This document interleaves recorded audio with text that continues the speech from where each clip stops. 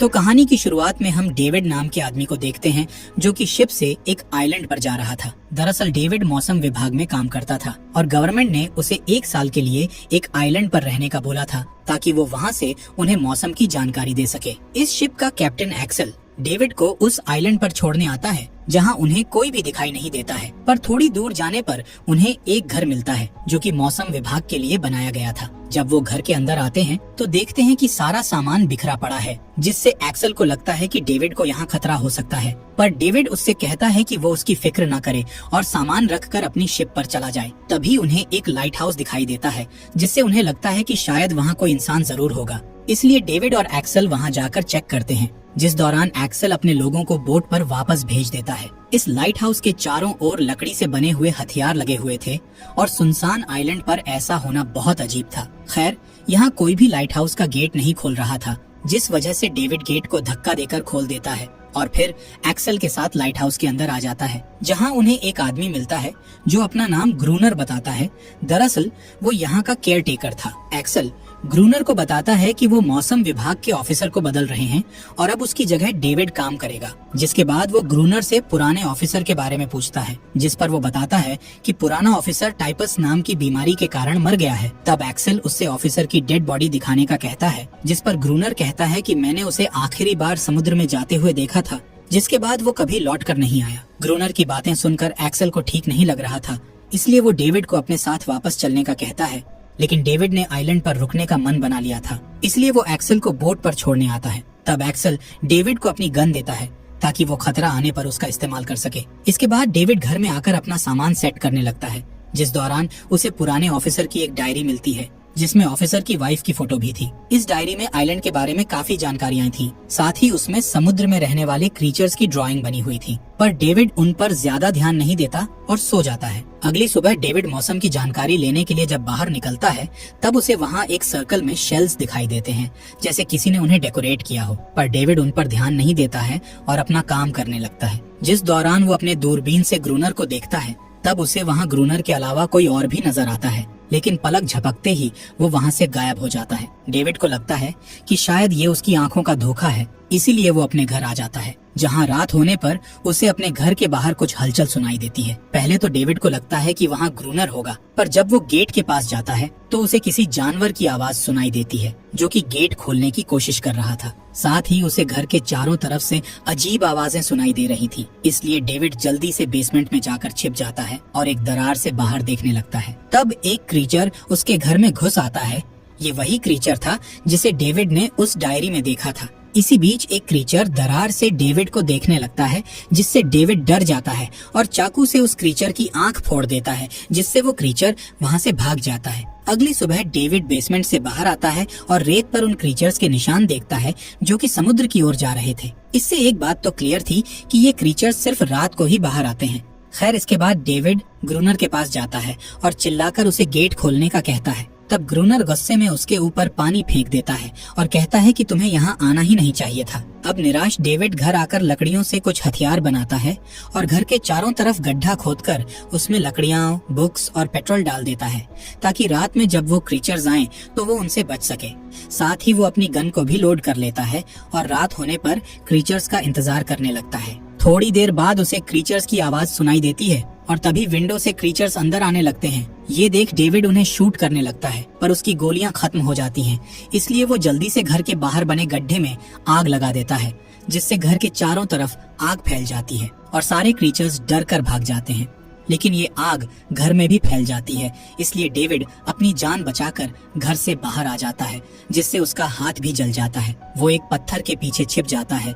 तभी वहाँ बारिश होने लगती है और उसे बाहर ही रात काटनी पड़ती है। अगली सुबह डेविड देखता है कि आग के कारण उसका बहुत नुकसान हो गया है और अब वो उस घर में नहीं रुक सकता, इसलिए वो ग्रूनर के पास जाता है और देखता है कि ग्रूनर समुद्र की ओर जा रहा है। डेविड उसका पीछा करता है, जिस दौरान एक समुद्री क्रीचर उस पर हमला कर देती है, पर डेविड अपने आप को बचाकर उस क्रीचर पर गन पॉइंट कर देता है। तभी ग्रूनर वहां आ जाता है और डेविड पर गन पॉइंट करके उसे क्रीचर को छोड़ने का कहता है, जिसके बाद ग्रूनर डेविड को बताता है कि ये क्रीचर तुम्हें नुकसान नहीं पहुंचाएगी क्योंकि ये मेरे साथ रहती है। साथ ही वो डेविड को अपने साथ लाइट हाउस में रखने के लिए मान जाता है। इसके बदले वो डेविड से एक सौदा करता है कि डेविड अपने पास रखी सभी चीजें जैसे खाना, शराब, तंबाकू और गोलियां उसे दे देगा, जिस पर डेविड मान जाता है और फिर दोनों घर से सामान उठाकर लाइट हाउस में ले आते हैं, जहां डेविड आराम से सो जाता है।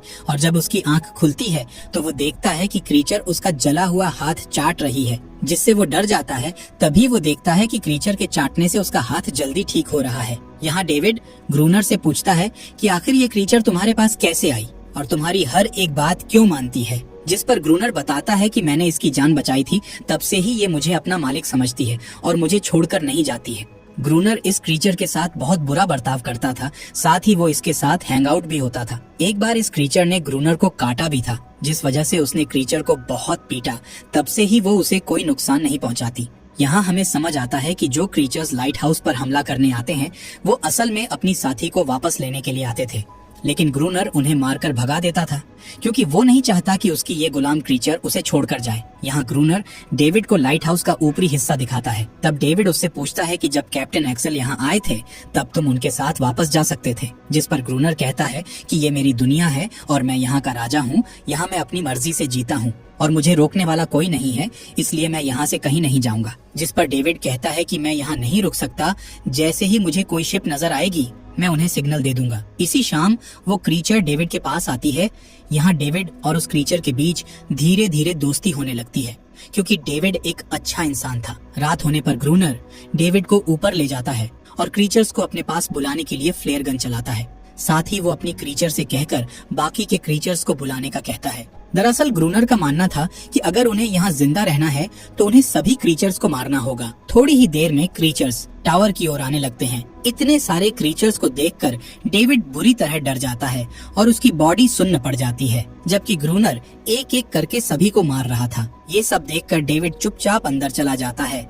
तब ग्रूनर को अकेले ही क्रीचर्स का सामना करना पड़ता है। अगली सुबह ग्रूनर डेविड को धमकी देता है कि यहाँ कमजोर लोगों की जरूरत नहीं है, अगर तुम्हें यहाँ रहना है तो उन क्रीचर्स को मारना होगा। इसके बाद वो डेविड को पानी लाने के लिए भेजता है। जब डेविड वापस आता है तो देखता है कि ग्रूनर उस क्रीचर के साथ इंटीमेट हो रहा है। कुछ समय बाद डेविड और ग्रूनर खाना खाते हैं। तब वो क्रीचर प्यार से डेविड को अपना खाना देती है, जो कि एक केकड़ा था। पर ग्रूनर को ये बात अच्छी नहीं लगती, इसलिए वो वहाँ से चला जाता है। इसी रात ग्रूनर फिर से उन क्रीचर्स को अपने पास बुलाता है, पर डेविड उन्हें शूट नहीं कर रहा था, इसीलिए ग्रूनर उसे वहाँ अकेला छोड़कर गेट बंद कर लेता है, क्योंकि उसके मुताबिक डेविड उसके किसी काम का नहीं है। लेकिन अगली सुबह जब ग्रूनर गेट खोलता है तो उसे डेविड जिंदा मिलता है, जो कि खून से लथपथ था, यानी कि उसने सभी क्रीचर्स को अकेले ही मार दिया था। इसी तरह कई दिनों तक दोनों मिलकर क्रीचर्स को मारते हैं, लेकिन कुछ हफ्तों से क्रीचर्स टावर पर हमला करने नहीं आए थे। एक दिन डेविड ग्रूनर से पूछता है कि आखिर ये क्रीचर अपने ही लोगों को यहाँ मरने के लिए क्यों बुलाती है, जिस पर ग्रूनर उल्टा जवाब देते हुए कहता है कि हम क्रीचर्स की नजर में शिकारी हैं, इसीलिए वो हम पर हमला करने आते हैं। इसी तरह कुछ दिन और बीत जाते हैं। यहाँ दोनों रात होने पर बारी बारी से पहरा दिया करते थे। साथ ही ग्रूनर रोज उस क्रीचर के साथ जबरदस्ती करता था, लेकिन डेविड उसकी कोई मदद नहीं कर सकता था। एक दिन डेविड उस क्रीचर को नहाते हुए देखता है, तब वो उसके पास जाकर उसकी स्किन को छूता है, जो कि बहुत ठंडी थी। यहाँ डेविड उस क्रीचर को एनेरिस नाम से बुलाता है, जिसका मतलब जलपरी होता है। ये सब ग्रूनर दूर से देख रहा था, पर उसे डेविड की जरूरत थी, इसलिए वो उससे कुछ नहीं कहता। इसी रात ग्रूनर और डेविड चेस खेलते हैं, जिसमें डेविड उसे हरा देता है। तब ग्रूनर गुस्से में आकर अपनी गन उठा लेता है। डेविड उसे समझाता है कि ये बस एक गेम था, पर फिर भी ग्रूनर गन चला देता है, लेकिन ये गोली उसने डेविड पर नहीं बल्कि हमला करने वाले क्रीचर को मारी थी। दरअसल दोनों ने आज पहरा नहीं दिया था। इस बात का फायदा उठाकर क्रीचर्स ने उन पर हमला कर दिया था। इस बार क्रीचर्स बहुत ही ज्यादा थे, जिन्हें संभाल पाना बहुत मुश्किल था, इसलिए ग्रूनर और डेविड छिपने के लिए लाइट कैबिन में घुसते हैं, जिस दौरान एक क्रीचर ग्रूनर के पैर पर हमला करके उसे घायल कर देता है। यहाँ दोनों बैठ जाते हैं और अपनी मौत का इंतजार करते हैं, क्योंकि उनके पास कोई दूसरा रास्ता नहीं था। लेकिन तभी सुबह हो जाती है, जिससे सभी क्रीचर्स समुद्र में चले जाते हैं। इस वजह से उनकी जान बच जाती है। इसके बाद एनरिस ग्रूनर के घाव को चाट कर ठीक करती है। तब डेविड ग्रूनर से कहता है कि अब हम उनके एक भी हमले को नहीं झेल पाएंगे, क्योंकि हमारा राशन और गोलियां खत्म हो रही हैं। कुछ दिनों बाद डेविड को एक लॉकेट दिखाई देता है, जो कि किसी ने क्रीचर की कब्र पर रखा था। इसी बीच उसे एक शिप नजर आती है, इसलिए वो जल्दी से फ्लेयर गन लाकर उसे चलाने लगता है। तब ग्रूनर उस पर हमला करके उसे गन चलाने से रोक लेता है, क्योंकि वो नहीं चाहता था कि डेविड उसे छोड़कर जाए। इसी दौरान अनेरिस डेविड को बचाने के लिए ग्रूनर पर हमला करने वाली होती है, इसलिए ग्रूनर डेविड से दूर हट जाता है और फिर बेल्ट निकालकर अनेरिस को सबक सिखाने का कहता है, लेकिन अनेरिस वहाँ से भाग जाती है। अगले दिन डेविड अनेरिस को टावर से बाहर जाते हुए देखता है, इसलिए वो उसका पीछा करके उसके पास जाता है और देखता है कि ग्रूनर ने उसे बुरी तरह पीटा है। डेविड को उसके लिए बहुत बुरा लगता है। तभी वो अनेरिस को हड्डी से बनी एक छोटी बोट दिखाता है, जिसे उसने बहुत मेहनत से बनाया था। इस बोट को देखकर अनेरिस डेविड को एक पुराने बोट के पास ले जाती है, जिसे देखकर डेविड खुश हो जाता है और ग्रूनर को इस बारे में बताता है, जिस पर ग्रूनर कहता है कि मैं पहले से ही इस बोट के बारे में जानता था। कुछ साल पहले यहाँ पोर्चुगीज लोगों की शिप तूफान की चपेट में आकर डूब गई थी। तब उस शिप के लोग बोट लेकर किनारे पर आए, लेकिन क्रीचर्स ने उन्हें मार डाला।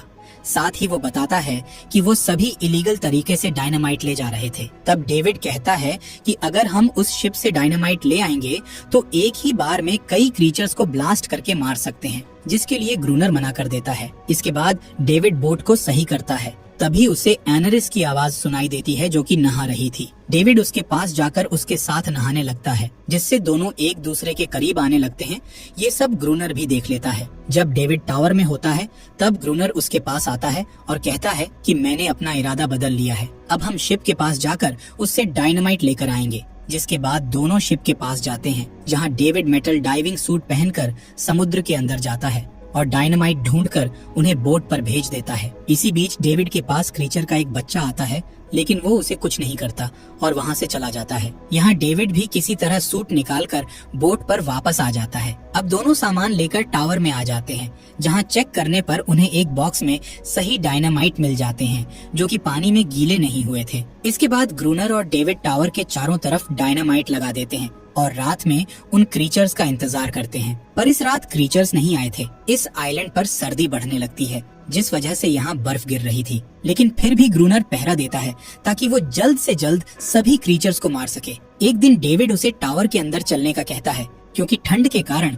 ग्रूनर की हालत बहुत खराब हो गई थी। यहाँ दोनों कॉफी पीते हैं, जिस दौरान ग्रूनर एनेरिस को पीटने लगता है। दरअसल ग्रूनर को लग रहा था कि एनेरिस ने अपने साथियों को यहाँ आने से मना किया है, इसलिए कोई भी क्रीचर टावर पर हमला करने के लिए नहीं आ रहा है। इसके बाद ग्रूनर ऊपर चला जाता है। वहीं डेविड एनेरिस को रोते हुए देखकर बहुत दुखी होता है। रात होने पर ग्रूनर एनेरिस को पकड़ता है और उसे मारने की धमकी देकर उससे अपने साथियों को बुलाने का कहता है। साथ ही उन्होंने टावर के गेट को भी ओपन कर दिया था और डेविड गेट की पहरेदारी कर रहा था। अनीरिस के रोने की आवाज सुनकर वहाँ बहुत सारे क्रीचर्स आने लगते हैं। तब एक क्रीचर अचानक से डेविड पर हमला कर देता है, पर डेविड किसी तरह उससे लड़ाई करके उसे मार देता है। जिसके बाद वो जल्दी से ऊपर आ जाता है और ग्रूनर से डायनामाइट ब्लास्ट करने का कहता है, पर किसी कारण से वो ब्लास्ट नहीं हो रहा था।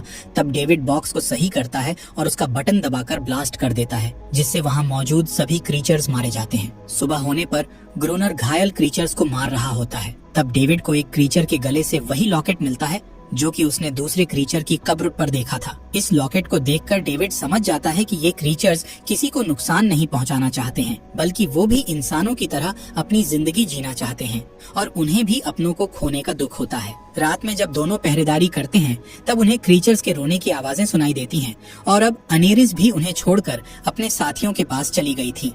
अगले दिन डेविड पत्थर का एक सर्कल बनाकर उसके अंदर अपनी बनाई हुई बोट रख देता है, क्योंकि उसे यकीन था कि एनेरिस उसकी बोट को देखकर उससे मिलने जरूर आएगी। यहाँ डेविड को ग्रूनर और उसकी वाइफ की एक फोटो मिलती है। साथ ही उसे कुछ नोट्स मिलते हैं, जिससे डेविड को पता चलता है कि ग्रूनर केयरटेकर नहीं बल्कि उससे पहले आया हुआ ऑफिसर है। इसी शाम डेविड सर्कल वाली जगह पर जाता है, जहां वो एनेरिस के साथ उसके बाकी साथियों को देखता है। यहाँ क्रीचर का एक बच्चा डेविड के पास आता है और उसकी बोट उठा लेता है। डेविड को समझ आ जाता है कि ये क्रीचर्स उन्हें कभी नुकसान नहीं पहुंचाना चाहते थे, लेकिन ग्रूनर सभी को जान से मारना चाहता था। इस वजह से वो ग्रूनर से लड़ाई कर रहे थे। इसी बीच ग्रूनर अपनी गन लेकर वहाँ आ जाता है और अनेरिस को टावर के अंदर जाने का ऑर्डर देता है, पर अनेरिस इस बार उसकी बात नहीं मानती है, क्योंकि ग्रूनर उसके बहुत साथियों को मार चुका था। अनेरिस के बात ना मानने के कारण ग्रूनर पागलों जैसी हरकत करने लगता है और टावर में चला जाता है। यहाँ डेविड अनेरिस और उसके साथियों से समझौता कर रहा था कि वो अब से उन्हें कोई नुकसान नहीं पहुँचाएंगे, पर तभी ग्रूनर फ्लेयर गन से उन पर हमला कर देता है, जिससे क्रीचर का बच्चा मारा जाता है। ये देखकर अनीरिस बहुत उदास होती है और वहाँ से चली जाती है, जिसके बाद डेविड टावर के अंदर आकर ग्रूनर को मारने लगता है। दोनों के बीच खतरनाक फाइट होती है, जिसमें ग्रूनर डेविड को जान से मारने वाला होता है। तभी डेविड उसे समझाता है कि तुम हत्यारे नहीं हो और मैं जानता हूँ कि तुम भी मेरी तरह एक ऑफिसर हो। अपनी सच्चाई सुनकर ग्रूनर शॉक हो जाता है और कुल्हाड़ी को नीचे गिरा देता है। दरअसल उसने अपना नाम इसलिए छुपाया था क्योंकि वो इस जगह से वापस जाना नहीं चाहता था। यहाँ ग्रूनर टावर का गेट खोलकर बाहर चला जाता है, जहाँ वो अपने आप को क्रीचर्स के हवाले कर देता है, यानी कि उसे अपने के पर पछतावा हो रहा था। सभी क्रीचर्स उसे जान से मारकर अपना बदला ले लेते हैं। डेविड को आइलैंड पर रहते हुए 1 साल हो गया था, इसलिए नए ऑफिसर उसकी जगह किसी और को छोड़ने आए थे। डेविड के बाल बहुत बढ़ गए थे, जिस वजह से ऑफिसर को लग रहा था कि वो लाइट हाउस का केयर टेकर है। ऑफिसर बार बार उससे पूछ रहा था कि क्या तुमने डेविड को देखा है। ये सुन डेविड उनसे झूठ बोल देता है कि डेविड बीमारी के कारण मारा गया। ये झूठ ठीक उसी तरह था जैसा कहानी की शुरुआत में ग्रूनर ने बोला था। दरअसल अब डेविड ने यहीं पर रहने का फैसला किया था। कहानी के अंत में हम अनेरिस को देखते हैं, जो कि डेविड के आसपास ही रहती है और अब वो पूरी तरह से आजाद है। इसी के साथ ये कहानी यहीं खत्म हो जाती है।